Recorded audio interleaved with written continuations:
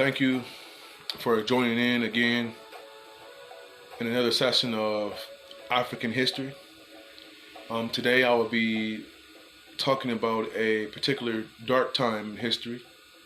Sometimes we don't like to talk about the dark past. In American history, we like to tend to forget about it and pretend like it never happened. But we must not forget the past. If we forget the past, then we have no guidance to the future. This story is about a young man named George Stinney Jr. He was born October 21st of 1929 in South Carolina. He unfortunately died June 16th of 1944. And before I get into the details about that, I must talk about a movie that you all might be interested in seeing, or you may have already seen. It's a movie called The Green Mile. It was played by Michael Clark Duncan.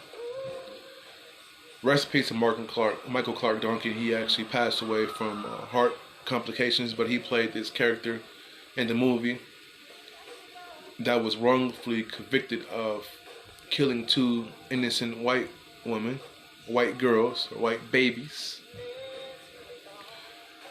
But he did not do it. In the movie, as the plot goes on, you start learning more about him.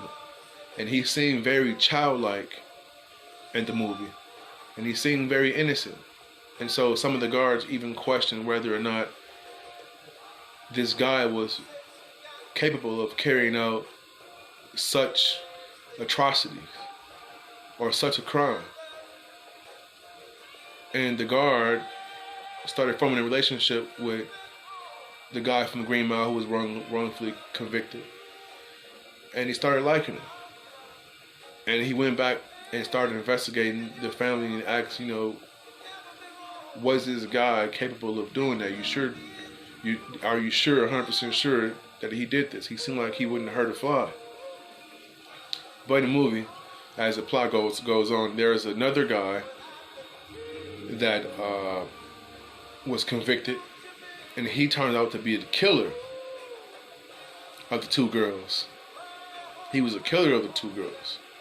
But he was convicted on a separate crime of killing two other people and doing a string of robberies. But he was a perpetrator. So that movie is really interesting. So for those who haven't seen The Green Mile, I advise you to watch it. It's actually telling a real life event, and that's concerning the real life events that surrounded the case of George Stinney Jr., a 7-year-old African American, a boy who was wrongfully convicted of killing two white girls. And the two white girl names were, one was named Becky Benecker.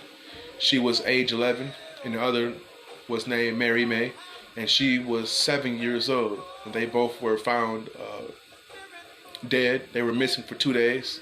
I think they suffered some type of skull fractural type of injury, and they died as a result of the injuries, and their bodies were planted, I believe, by George Stinney Jr.'s house. And they blamed George Stinney Jr. for the crime of a 7-year-old boy. As if a 7-year-old boy is going to have the strength to kill an 11-year-old girl and a 7-year-old girl by himself. So it was innocent. He was innocent from the jump, and he declared his innocence. But the fact that they banned his parents from coming to court and to seeing the proceedings take place. So the last time that the parents would ever see their son was during him being arrested. They were actually forced to leave town due to receiving multiple death threats and hatred mail. They were expelled from the town that they were in. They had to run. And so I can imagine George Stinney Jr.'s parents having to live their life knowing that their son had been wrongfully murdered and convicted of something that he did not do. I can't imagine myself being in their position. I don't understand all things that goes on underneath the sun on earth. I may never understand it. But all I'm saying is it was wrong for what they did. during that time. And the fact that they gave George Stinney Jr. an all-white jury, the trial only lasted 2 hours. And they made a motion within 10 minutes and convicted him and sentenced him to death row. He had the worst treatments. He was rejected from seeing visitors. He couldn't have visitors or family to come and see him at all. They put him in solitary confinement. He was there for 80 days up until his execution, June the 16th of 1944 at 7 o'clock. They pulled the switch and they executed George Stinney Jr. And this is a very sad time in history. I know nowadays they tell us to forget our history and they tell us to get over it. And now they even call us criminals. But who was the real criminals back then? I mean, so I want to take this time to commemorate the memory of George Stinney Jr. I mean, even to this day, his descendants are still fighting for answers and restitution.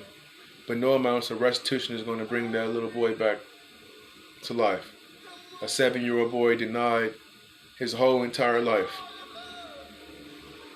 his freedom, for something he didn't even do.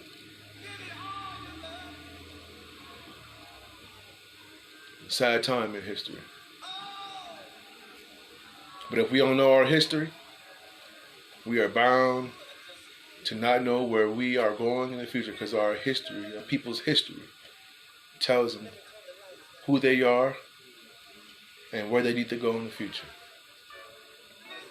So thank you guys for watching, and I will be continuing to upload more videos dealing with African history. African history cannot be condensed down to 1 month because there's so much history to cover. So much history to try to cover. But God bless you all, and happy African History Month. Peace and power.